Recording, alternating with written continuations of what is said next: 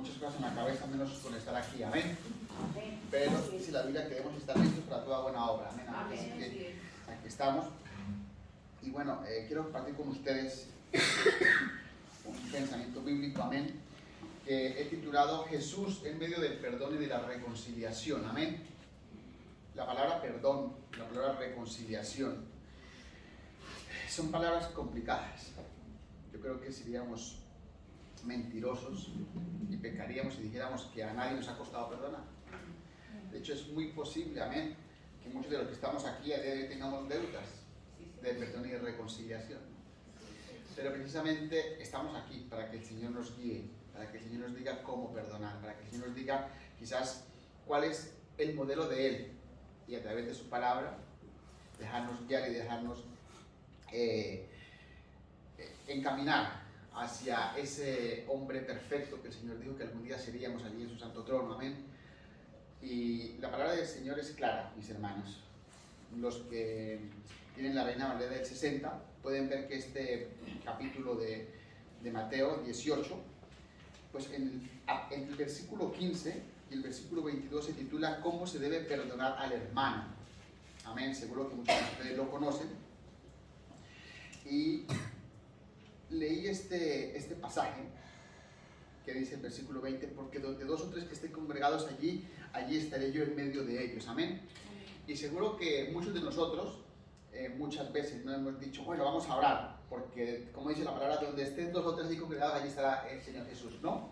Y esto es cierto, ni más faltaba, el Señor, Él prometió que estaría con nosotros, pero es un versículo que quizás se ha entendido sin el enfoque correcto, amén. No es una herejía decir que oremos porque dos, no es una herejía, pero es, en mi opinión, algo más profundo que aquella, amén. Y es ello lo que vamos a examinar hoy a través de la palabra de Dios.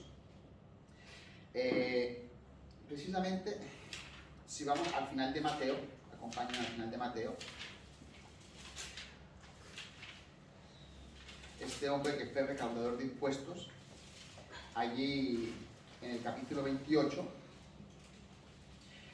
habla de la resurrección, luego habla del informe de la guardia y al final habla de la gran comisión, amén. Dice la palabra del Señor en el versículo 19 y 20, dice, por tanto, oíd y haced discípulos, lo conocemos, ¿no?, a todas las naciones, bautizándolos en el nombre del Padre, del Hijo y del Espíritu Santo, enseñándoles que guarden todas las cosas que yo os he mandado. Y he aquí, yo estoy con vosotros todos los días, ¿hasta cuándo? Hasta el fin del mundo. Esta es una promesa personal, es una promesa que Jesús nos hizo a través de sus apóstoles, pero Jesús le dijo a cada uno de los que estamos aquí que estará con nosotros hasta el fin del mundo, amén. Entonces es evidente que el Señor va a estar con nosotros a través de su Espíritu Santo, que lo envió después de ascender, al margen del número de personas, ¿no? Es decir, y el Señor no va a tener más o menos presencia porque aquí hayamos 15, 20 o 50. El Señor no va a hacer su presencia más poderosa en una iglesia de 500 personas que en una iglesia de 3. Su palabra es fiel y dijo que estará con nosotros, punto, ¿no? Que humanamente nosotros, porque es muy, muy normal, ¿no?, que le demos lugar a más tamaño mejor, porque somos así de simples y de básicos, ¿no? Pero el Señor trasciende a esas cosas humanas, ¿no? Para Él, de hecho, Él, aunque esté una persona, cuando realmente está contrita y humillada, ahí está Él. Y donde hayan 5.000 personas, pero quizás ninguna le tenga temor de Dios, pues Él dice que ahí no está, ¿no? Dice el Señor que en el día del juicio dirá, Señor, Señor, en tu nombre hicimos milagros, ¿no?, maravillas, y Él dirá, no os conocí. Eso es porque el Señor examina el fondo del corazón, y es lo que los seres humanos no podemos hacer, estamos limitados, ¿no?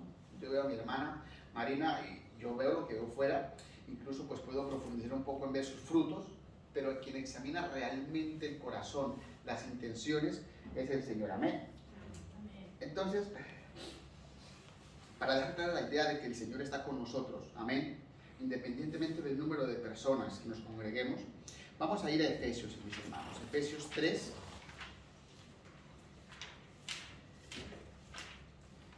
Efesios 3, 17, habla, bueno, el capítulo 4 de la unidad del Espíritu, y a partir del versículo 20 habla de la nueva vida en Cristo. Dice la palabra del Señor así. 3:17, perdón, me está variando con el 4, el 3:17, habla del ministerio de valores gentiles, y el 14, el amor que excede todo conocimiento. Leo a partir del 16. Para que os dé, conforme a las riquezas en gloria, le habla a la iglesia, el ser fortalecidos con poder en el hombre interior por su espíritu, para que habite Cristo en la fe en vuestros corazones, a fin de que, arraigados y cimentados en amor, seáis plenamente capaces para comprender con todos los santos cuál sea la anchura, la longitud y la profundidad y la altura. Fíjate que esta palabra nos habla de que Cristo mora por la fe en nosotros. Amén. Es decir, la palabra deja claro que el Señor es algo que está dentro de nuestro corazón, al margen del número. Otras versiones dicen para que Cristo habitara en el corazón de ustedes. Otra versión dice, pido al Padre que Cristo viva con ustedes. Y otra versión dice, de manera que Cristo more en ustedes. Es decir, no hay lugar a dudas de que Cristo está con nosotros allí, cuando estamos en la cama, cuando estamos en el salón, cuando estamos en el parque, pidiéndole y buscándole su rostro. Amén. Entonces, una vez tenemos claro que el Señor está con nosotros al margen del número, vamos un poco a examinar más de fondo qué es lo que nos dice Mateo 18:20. Amén. Es decir, ya lo conocen ustedes, que cuando queremos examinar un versículo bíblico, pues tenemos que ir a su contexto, qué es lo que nos quiere decir, ¿no? Y si vemos versículos anteriores, ¿no? Vemos, por ejemplo, que en el capítulo 17 habla de la transfiguración, un capítulo muy conocido por todos, ¿no? A partir del capítulo 18 se titula una parte, ¿quién es el mayor?, ocasiones de caer. A partir del versículo 10, parábola de la oveja perdida. A partir del versículo 15, habla de cómo se debe perdonar a su hermano, ¿no? Entonces vemos que este capítulo 18 habla de temas tales como el conflicto, el pecado, ¿no? Por ejemplo, la palabra de la oveja perdida, que es de las palabras más conocidas, se habla pues de cómo alguien se aleja, ¿no? Y el Señor deja las 99 y se va. Entonces, el contexto que tenemos en este pasaje es eso de conflicto, de perdón, de reconciliación, incluso de orden de estas cosas. Amén. Y el Señor el Espíritu Santo no guió a Mateo en este orden por casualidad, se lo hizo con un fin. Amén. Y el fin de esto pues era guiar a la iglesia, en este caso a la iglesia del punto de misión de Calahorra, de cómo debemos perdonar a nuestros hermanos. Amén. Y para ello vamos a examinar un poco con más detalle el capítulo 15. Leo para ustedes. Por tanto, si tu hermano venga contra ti, ve y repréndele, estando tú y él solos. Si te oyere, has ganado a tu hermano. Amén. Es muy normal a veces que nos quedemos solo con la parte de ve y repréndele, porque es muy humano también nuestro, ¿no? Querer exhortar, querer regañar. De hecho, a veces como padres, ¿no? Lo primero que se me viene a la mente es regañar, ¿no? Pero prosigamos leyendo. Dice el versículo 16. Mas si no te oyere, toma aún contigo a uno o dos, para que en boca de 2 o 3 testigos conste toda palabra. Si no los oyere a ellos, dilo a la iglesia. Y si no oyere a la iglesia, tenle por gentil y publicano. De cierto os digo que todo lo que atéis en la tierra será atado en el cielo, y todo lo que desatéis en la tierra será desatado en el cielo. Otra vez os digo que si 2 de vosotros se pusieren de acuerdo en la tierra acerca de cualquier cosa, como que pidieren, les será hecho por mi Padre que está en los cielos. Y ahí es donde viene el versículo de referencia. Porque donde 2 o 3 estén congregados en mi nombre, allí estaré yo en medio de ellos. Y remata el pasaje con esta parte que quizás es incomprensible para nosotros. Entonces Pedro le dice, Señor, ¿cuántas veces perdonaré a mi hermano que peque contra mí? ¿Hasta 7? Jesús le dice, no, Señor, no te digo hasta 7, sino hasta 70 veces 7. Entonces podemos ver que este pasaje lo que nos dice es que Dios es un Dios justo y es un Dios santo, pero trae consigo una gran carga de misericordia, ¿no? Vemos aquí, por ejemplo, que lo primero que Dios nos dice es, oye, si tu hermano peca contra ti, alta, exhorta, vale. Si no te hace caso, si no te escucha, si hace caso omiso, llama a 2 o 3 testigos, para que nunca hemos dicho, sean testigos de lo que sucede y exhortan. Y si no, ya hazlo en medio de la congregación. Pero esto, además de una serie de pasos, lo que nos da a entender es que Jesús nos da oportunidad tras oportunidad tras oportunidad. Cuando comento en mi casa con mi familia el tema de la misericordia de Jesús, y a veces vemos al pueblo de Israel, lo comentaba en mi casa muy a menudo, que el pueblo de Israel veía milagros, maravillas y fallaba, ¿no? Veía milagros y maravillas y murmuraba. Dios les daba agua de la peña y murmuraban. Dios les abría el mar rojo y murmuraban. Pero nosotros no somos diferentes. Entonces, este proceso de una oportunidad, dos oportunidades, tres oportunidades, que si bien es cierto, es una regla de medir para la iglesia cómo solucionar conflictos, nos habla de que Dios es amplio en misericordia. De que Dios nos dice una vez, no llama cuentas, ¿no? No llama cuentas. Y todos los que estamos aquí somos testigos de que Dios nos llama cuentas muchísimas veces. No una, ni dos, ni tres, sino muchas. Amén. Y lo que el Señor quiere es que nosotros sigamos sus pasos. O sea, que nosotros seamos amplios en misericordia. Y es ahí donde entra en conflicto quizás nuestra humanidad. Porque nosotros, yo mismo he tenido situaciones personales que digo, pero es que me la hizo, ¿no? Pues la Biblia nos dice lo contrario. La Biblia nos dice que perdonemos y perdonemos y perdonemos. La Biblia nos habla, para el pueblo judío, ¿no? El número 7 era un número especial, ¿no? De ahí que al final del pasaje le dice Pedro, Señor, ¿cuántas veces le perdonaré? Hasta 7. Y seguramente Pedro lo diga pues como con rintintín, ¿no? Porque arriba Jesús le dice que perdonemos, que sigamos una serie de pautas, y él dice como hasta 7, como exagerando, ¿no? O sea, como diciendo Pedro a Jesús, oye Señor, o sea, tanto hay que perdonarle. Y si examinamos un poco la matemática, claro, no es que Jesús sea exagerado, no, es que esa es la misericordia de Dios. Le dice Jesús, no, 7 no, 70 veces 7. Es decir, que la misericordia del Señor trasciende a nuestra lógica. Si a Pedro 7 le parecían muchísimas, pues es que no son 7, son 70 veces 7.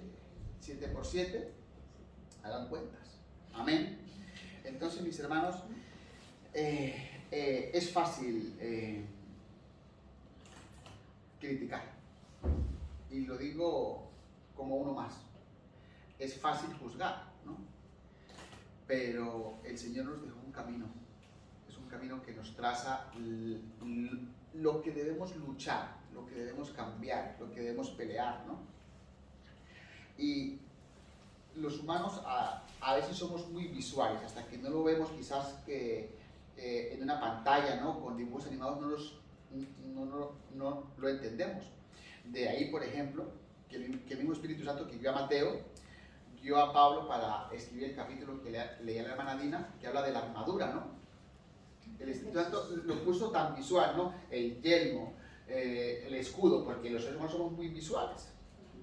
Pues les invito a que hagamos un esfuerzo visual para que entendamos este capítulo, y es que el Señor dice que donde 2 o 3 estaban o sea, que Él estaba en medio de los 3, era para solucionar conflictos, era para cerrar temas como el que aquí se expone, era para cuando alguien falla y se arrepiente, es como que el Señor está en medio de ellos dando fe, ¿no? O sea, siendo el fedatario, diciéndole a los ángeles, mira, mis hijos se han podido reconciliar, mira, aquel salió de la iglesia, pero mis hijos lo han exhortado y él ha cambiado y ellos lo han perdonado. Es esa parte, ¿no? Que hasta que no la visualizamos como, oye, sí, el Señor está ahí en medio, como diciendo, o sea, como esos políticos que se perdonan y el Señor les coge la mano así, ¿no? Por el medio y dice, vale, sello este perdón, sello esta reconciliación.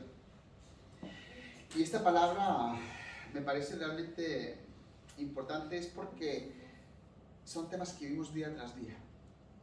Me paro aquí como uno más, el que ha tenido situaciones muy difíciles y las tendrá. Pero me paro aquí como uno más que entiende a través de la palabra del Señor que si perdonamos, el Señor va a estar en medio sellando ese perdón. Y seguramente luego tengamos otro conflicto con esa persona, porque así somos los seres humanos. Pues el Señor va a estar esperando en medio de nosotros para sellar esa reconciliación.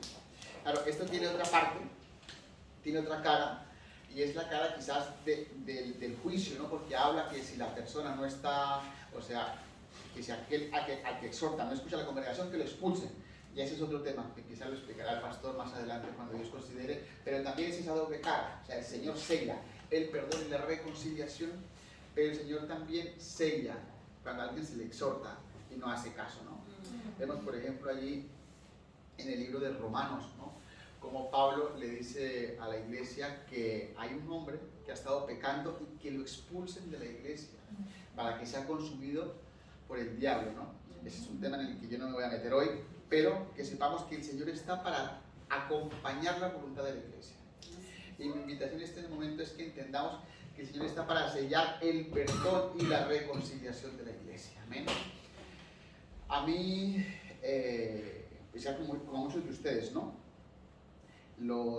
La personalidad de los apóstoles me llama mucho la atención, ¿no?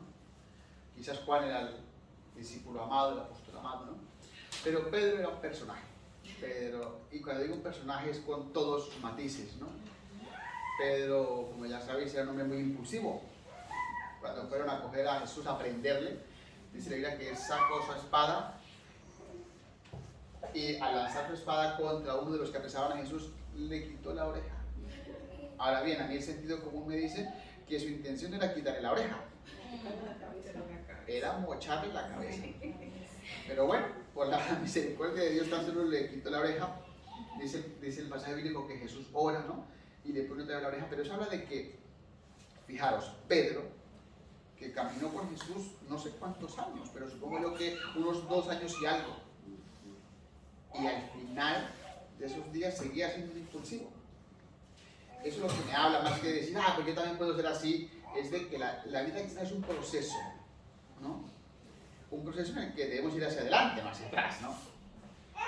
Y de ese mismo hombre, por ejemplo, Pablo escribe que en Antioquía lo reprendió. ¿Ha visto ese pasaje? Vamos a verlo. Está en Gálatas 2. Vamos a leer Gálatas 2. Es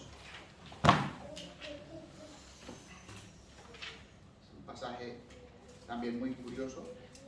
Creo que es el 2:11. Sí, dice así. Le escribe Pablo a la iglesia en Galacia y le dice lo siguiente.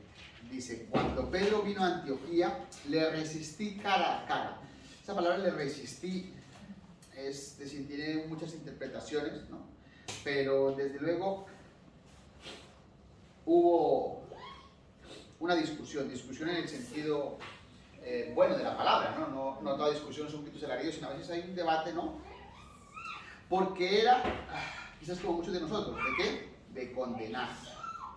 Pues antes de que viniesen algunos de los de Jacobo, comían con los gentiles, pero después que vinieron, se retraía y se apartaba, porque tenían miedo de los de la circuncisión.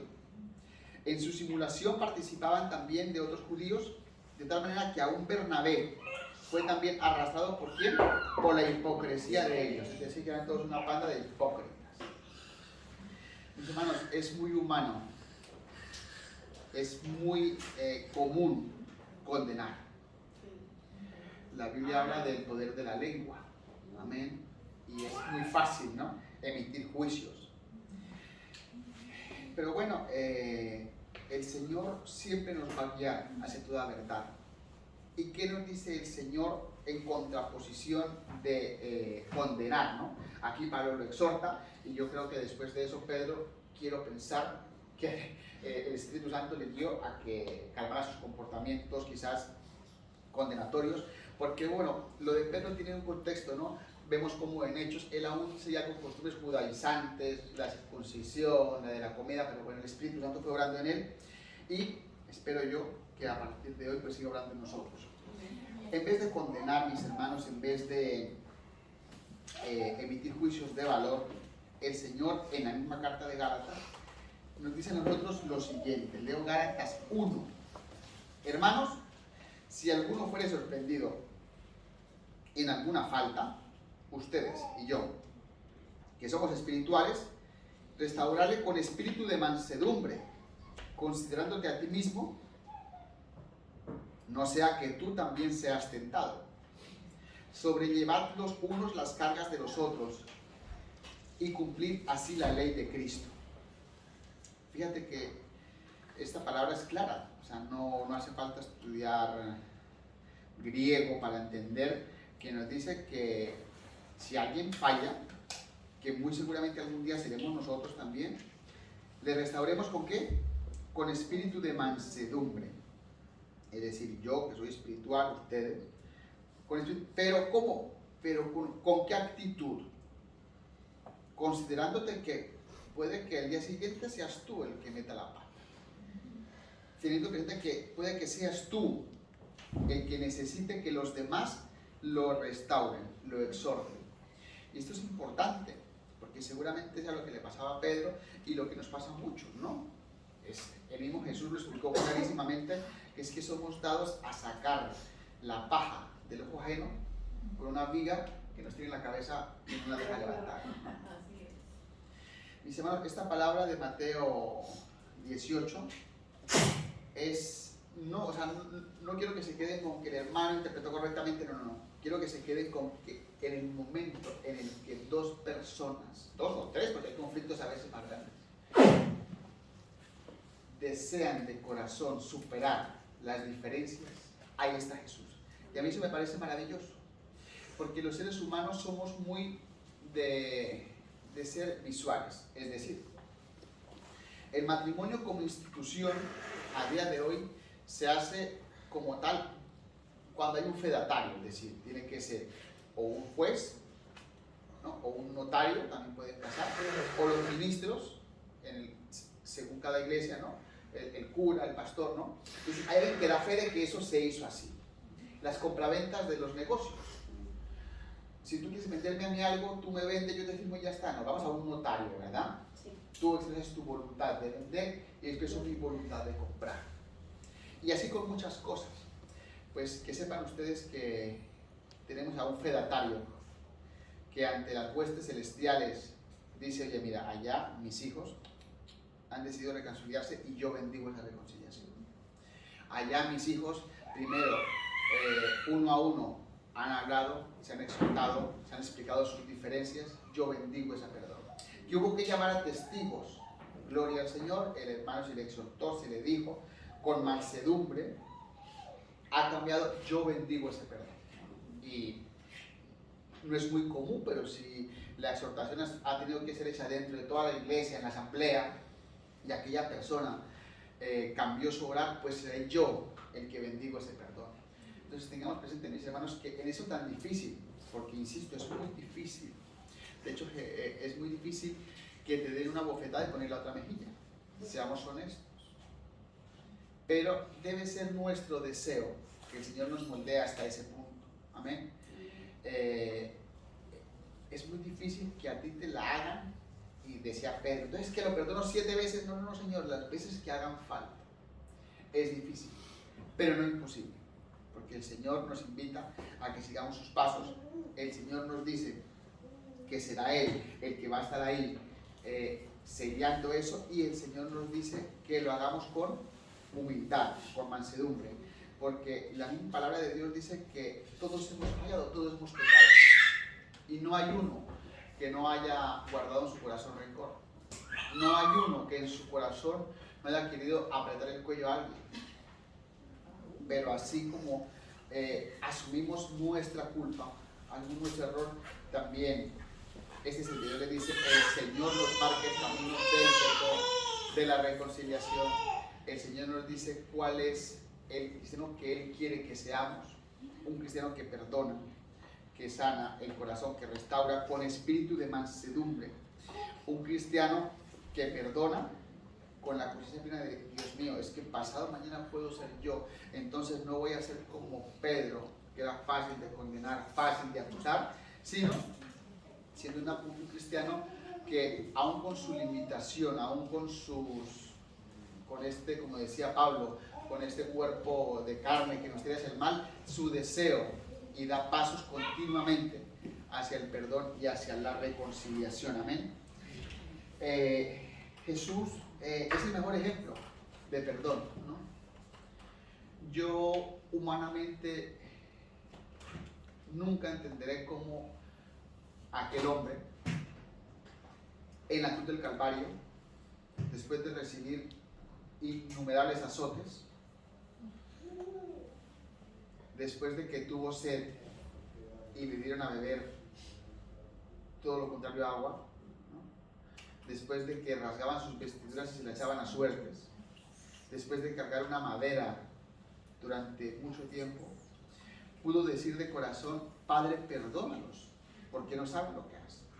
Esas son cosas que nosotros decimos: sí, lo entiendo. Mentira cochina. Somos incapaces de entender ese grandísimo perdón. Pero el Señor nos pide que aprendamos, que lo intentemos, que luchemos, ¿no?